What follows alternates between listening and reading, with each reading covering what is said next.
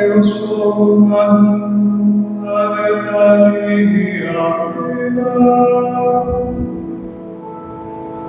Ninguém chega ao Pai senão por mim. Aleluia, aleluia, aleluia, aleluia.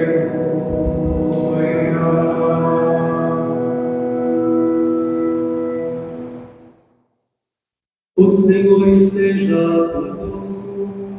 Ele está no meio de nós. Proclamação do Evangelho de Jesus Cristo segundo Lucas. Glória ao Senhor. Naquele tempo, Jesus atravessava cidades e povoados, ensinando e prosseguindo o caminho para Jerusalém. Alguém lhe perguntou: Senhor, é verdade que são poucos os que se salvam? Jesus respondeu: Fazei todo o esforço possível para entrar pela porta estreita, porque eu vos digo que muitos tentarão entrar e não conseguirão. Uma vez que o dono da casa se levantar e fechar a porta, vós, do lado de fora, começareis a bater, dizendo: Senhor, abre-nos a porta. Ele responderá: Não sei de onde sois. Então começareis a dizer: Nós comemos e bebemos diante de ti, e tu ensinaste em nossas praças. Ele, porém, responderá: Não sei de onde sois. Afastai-vos de mim, todos vós que praticais a injustiça. Ali haverá choro e ranger de dentes, quando virdes Abraão, Isaque e Jacó, junto com todos os profetas do reino de Deus, e vós, porém, sendo lançados fora. Virão homens do Oriente e do Ocidente, do Norte e do Sul, e tomarão lugar à mesa no reino de Deus. E assim há últimos que serão primeiros, e primeiros que serão últimos. Palavra da salvação. Glória ao Senhor.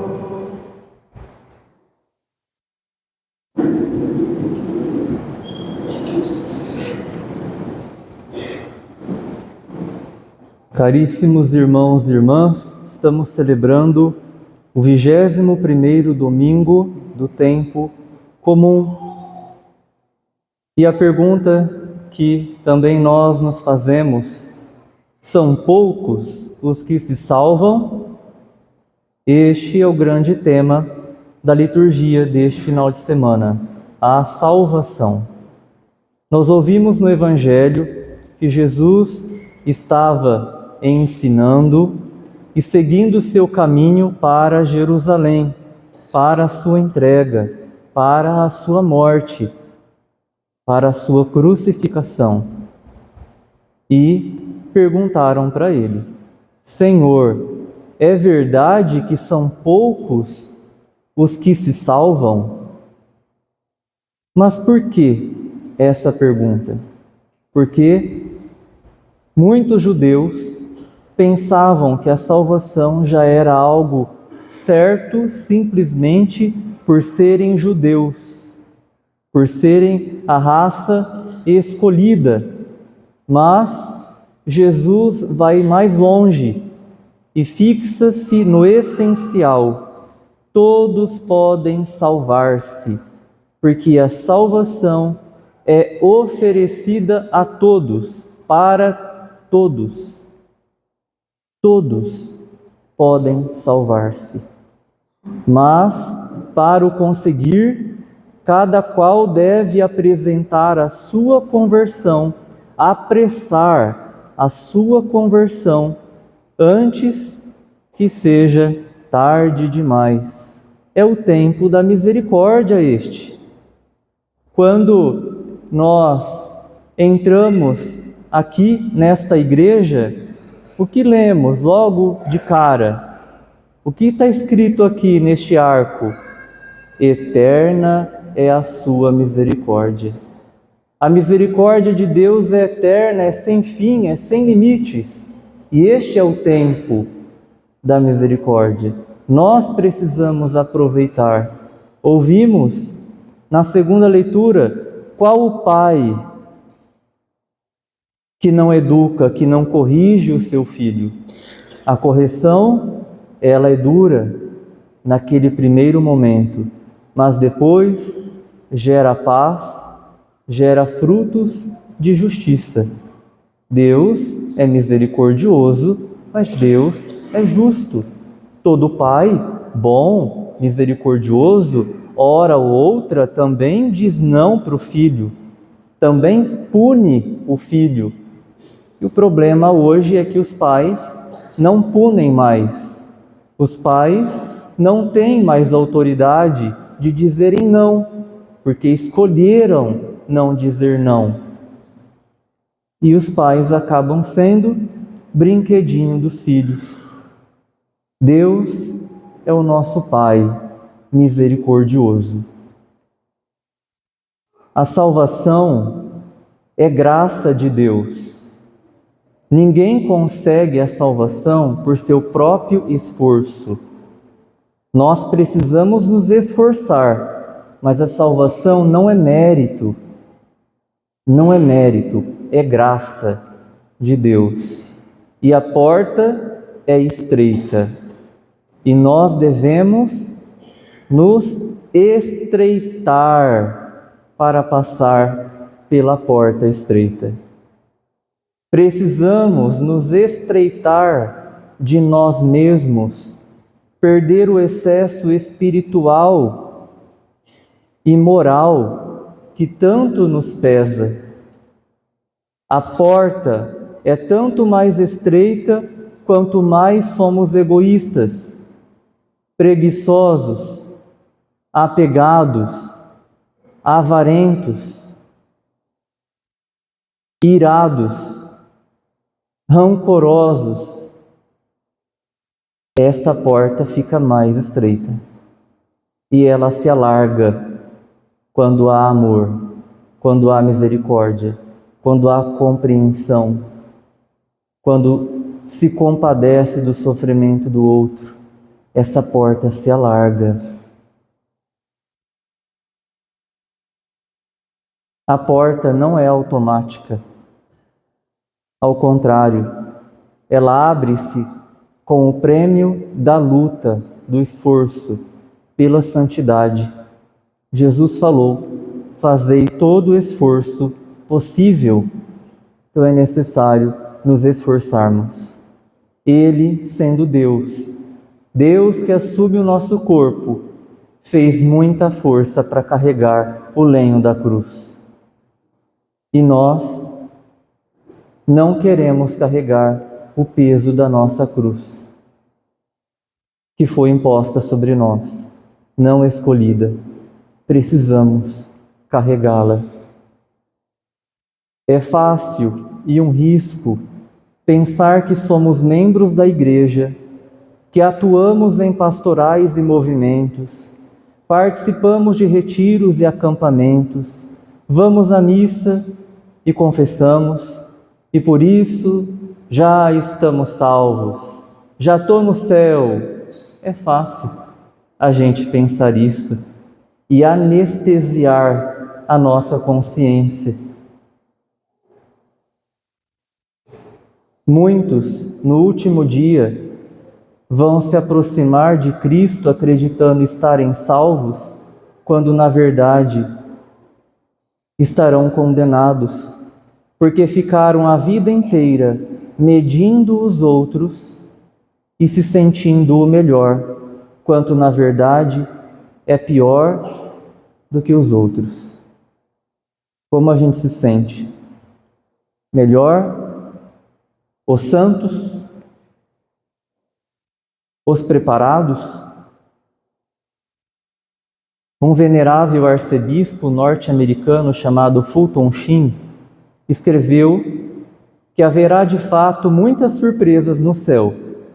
A primeira é que alguns que eu pensava não estar lá, estarão. Outros pensava que estariam e não estarão. Mas a maior surpresa de todas é que eu esteja lá. Muitos que foram importantes aqui serão os mais humildes por lá. Outros que foram despercebidos poderão ser príncipes no mundo vindouro. Conta-se que uma mulher que tinha sido acostumada neste mundo a todo o luxo e o respeito, morreu. E quando chegou ao céu, se enviou a um anjo para que a conduzisse para a sua casa. Passaram por muitas e belas mansões, e a mulher pensava à medida que as olhava que a sua seria uma delas. Quando terminaram de passar pelas principais ruas do céu, chegaram aos subúrbios e aos arredores, onde as casas eram bem menores. E no mesmo limite, chegaram a uma casa que era apenas um pouco mais que uma cabana. Essa é a sua casa, disse o anjo que a conduzia. Isso? Eu não posso viver nisso. Sinto muito, respondeu o anjo. Mas é tudo que podemos construir com os materiais que você mandou. Quais tesouros estamos construindo? Quais materiais estamos enviando para o céu?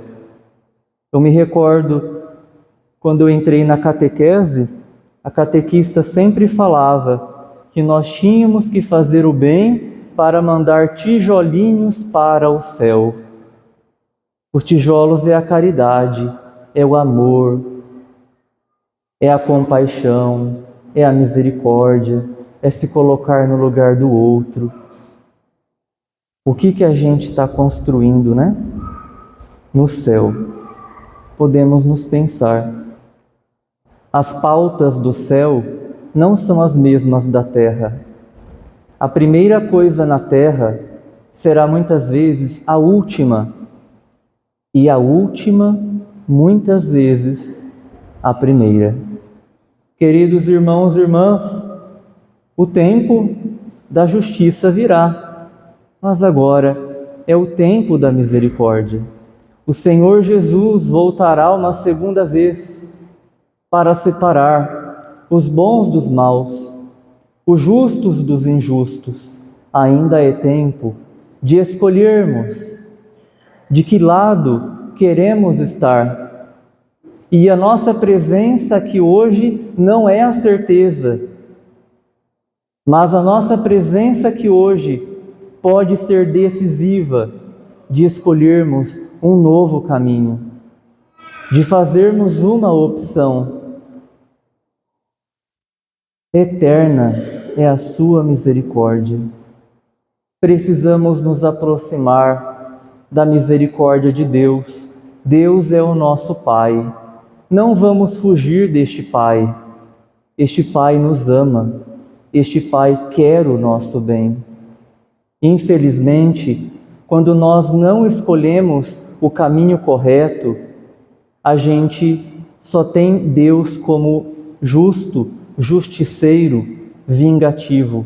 Foi o que os nossos primeiros pais fizeram lá nos primeiros livros da Bíblia, em Gênesis. Lembra que Deus criou tudo, tudo era perfeito, o homem desobedeceu. Deus vinha toda tarde caminhar naquele jardim, mas naquele dia que eles desobedeceram, o homem e a mulher se escondeu de Deus, teve medo de Deus. O nosso pecado faz isso com a gente. O diabo faz isso com a gente. Ele nos motiva a errar, ele nos motiva a pecar, depois ele é o primeiro a nos condenar e dizer que não tem mais chance. Antes do pecado, ele coloca no nosso coração, não tem problema não, depois você se confessa. Deus é misericordioso. Depois do pecado, ele vem com a acusação. Agora você não tem mais chance. Agora não tem mais jeito. Há jeito, há chance. Eterna é a misericórdia de Deus. Basta nós querermos. Judas não quis. Ele preferiu um outro caminho. Até o fim, Jesus amou aquele que o traiu. Quando Jesus pede para Santa Faustina pintar o quadro conforme ela estava vendo ele de verdade, quando pede para que ela mandasse pintar este quadro que temos aqui nessa igreja, ele disse para ela: por meio desta imagem concederei muitas graças às almas. Essa imagem deve lembrar as exigências da minha misericórdia, porque mesmo a fé mais forte de nada serve sem as obras. Temos que fazer o bem, temos que querer salvar os outros, não somente a si próprio. Lembra que ele disse que a porta é estreita e é necessário se esforçar? Por isso lutemos pela nossa salvação e também pelas dos outros, fazendo o bem a todos, não importa a quem. Mesmo que alguém que nos tenha prejudicado ou prejudique, façamos o bem. O bem, o mal se vence com o bem. A guerra se vence com a paz. Jesus fez grandes promessas para aquele que venera esta imagem de Jesus misericordioso. Ele promete a salvação eterna para quem venerar essa imagem e se comprometer com ela e querer viver na luz de Jesus, querer viver o que ele ensina. Então é uma promessa. Grandes progressos no caminho da perfeição cristã. Quanto mais a alma confiar, mais receberá, ele disse para Santa Faustina. E o que está escrito aos pés de Jesus nesse quadro? Jesus, eu confio em vós. Quanto mais nós professamos a nossa confiança nele, nós vamos crescendo no caminho de perfeição, no caminho de santidade. E a porta vai se alargando, vai deixando de ficar estreita. A chaga de Jesus, do seu peito aberto, vai se alargando para que a gente possa entrar no coração dele. A graça de uma morte feliz ele nos concede.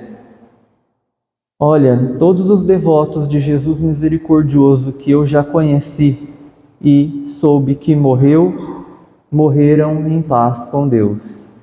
Uma luta, mas no fim a paz. A graça da confiança que Ele nos ajuda. É impressionante ver como que as pessoas que são devotas de Jesus misericordioso morrem. É impressionante. Vamos ser amigos dele. Vamos suplicar a graça de crescer na confiança nele.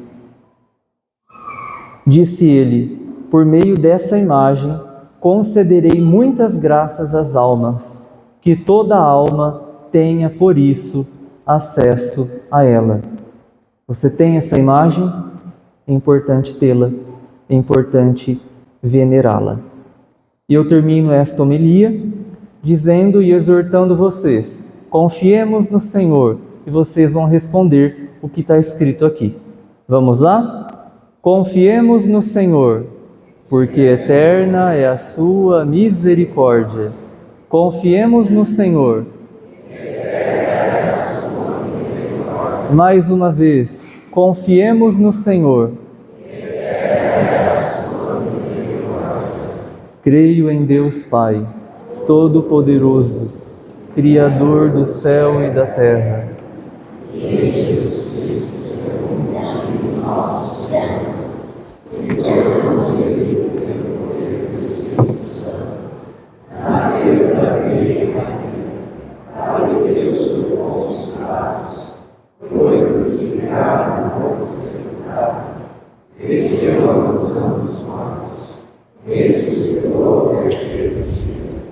Subiu aos céus, está sentado à direita de Deus Pai.